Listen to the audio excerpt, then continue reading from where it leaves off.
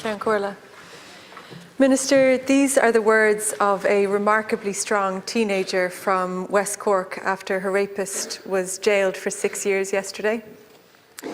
I could see my house just before he dragged me down the shortcut and started doing unimaginable things to me. It made me feel so defeated. If it can happen so close to home, it can happen anywhere. Aged just 17 when she was attacked as she walked a short distance home, she told the court yesterday that she thought she was going to die. She spoke out because she wanted other victims of sexual violence to know that they're not alone. Ceann, I want to commend her for her incredible bravery.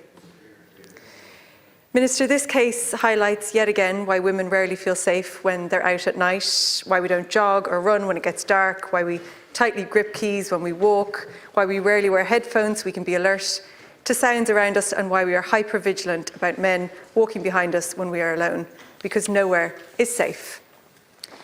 Minister, violence against women is an epidemic in our society.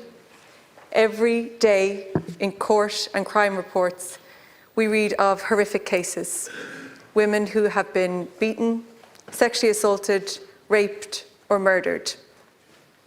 We know some of their names, the hugely courageous women who have spoken out, women like Bláthnaid Ralla and Natasha O'Brien. But too often, in the absence of high-profile cases, there is a lack of political focus on this issue. The grim reality is that 52% of women in Ireland have experienced sexual violence. That is more than 1 million people, and that's probably an underreporting. But what's being done about it? Because it seems like pervasive levels of violence against women are something we are just somehow supposed to accept and tolerate as the price of being a woman. Minister, I know the government has done some work in this area. I welcome that a new agency, CUAN, has been set up to tackle gender-based violence. But why has progress on the basics been so slow? How are there still 9 counties in Ireland without a women's refuge? How are women's counselling notes still at risk of being used in trials for rape and sexual assault? How is there still uncertainty about whether offences like stalking and coercive control will be included in a planned domestic violence register? How is toxic, abusive content aimed at demeaning, threatening and humiliating women allowed to proliferate online? I could go on and on and on, but I'm running out of time. Minister, we need an emergency response. We need this to be treated like the epidemic that it is.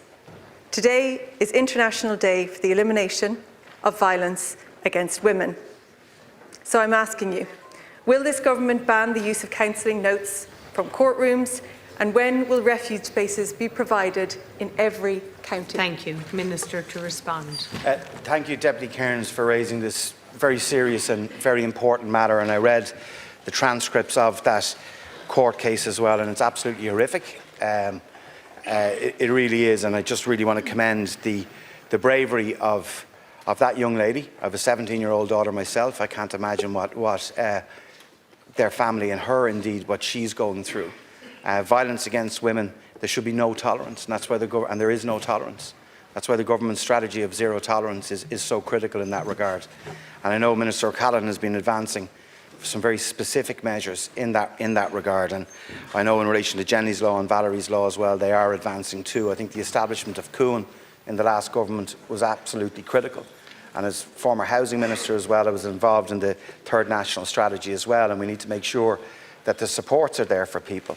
But fundamentally, and I agree with you on this, Deputy, the fact that many women, and they're women and young ladies as well, don't feel safe at night, have to change their own behaviour, their habits insofar as where they go, where they run, do they use headphones. That's not a country that we want to be in. And this is unfortunately not unique in Ireland, but we have a responsibility as a collective here in this Oireachtas to work together on this very serious issue.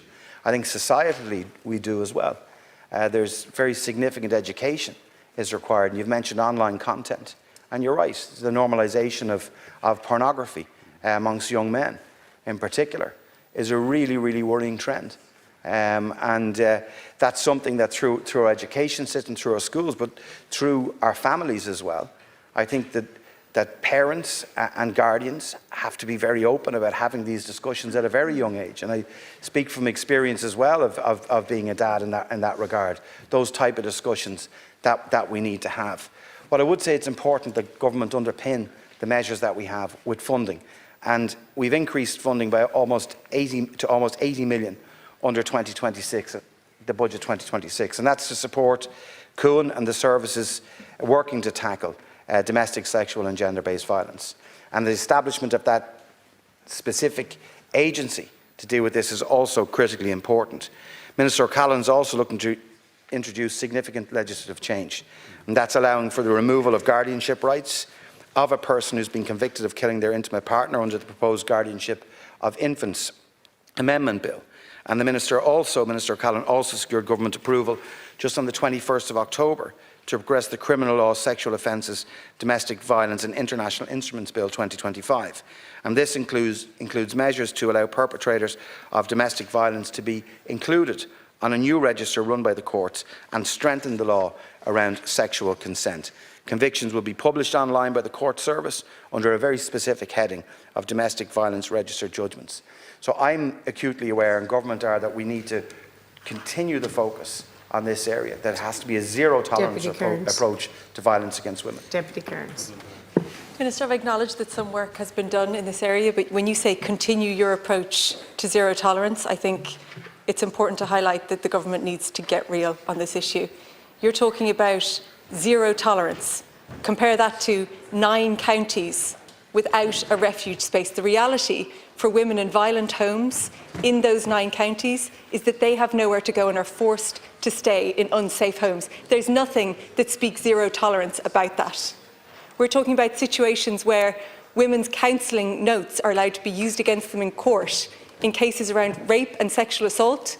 Nothing about that spells zero tolerance to people watching on today. So like I said, we welcome some of the moves that have been made by this and the previous government around this issue, but it is time to get real and get to grips with the reality of gender-based violence in this country. I asked you 2 questions in my opening. I'm going to ask you them again. When will this government ban the use of counselling notes being used in court? And when will those 9 counties have a domestic violence refuge space? Minister, please. Just in relation to the counselling notes matter, okay, Minister O'Callaghan will be bringing forward legislation toward the end of this year or very early next in relation to amending that legislation. That will come forward and that will be brought forward. I've outlined in my answer to you, my first answer to you, the other measures we're taking in relation to legislation in that regard. I think, as you've raised as well, what's critically important is that there are safe places for victims to go. And I agree with you, and government agree more needs to be done there. But if I look at what's planned this year, 52 new family refuge units by the end of 2026, 45 new safe homes by the end of next year, and 50 new units under construction by the end of 2026. I actually visited the Wexford Centre, the new refuge there in Wexford, which is excellent. There are other areas and work is advancing on the 9 that you've mentioned. One of them in North County Dublin. I'm very aware of what's happening there in that regard in relation to new refuge spaces there too. So this is something we've got to continue to work on. I just want to assure you it is an absolute priority Thank you, Minister. for both the Minister for Justice and for this government. Deputy Ken O'Flynn.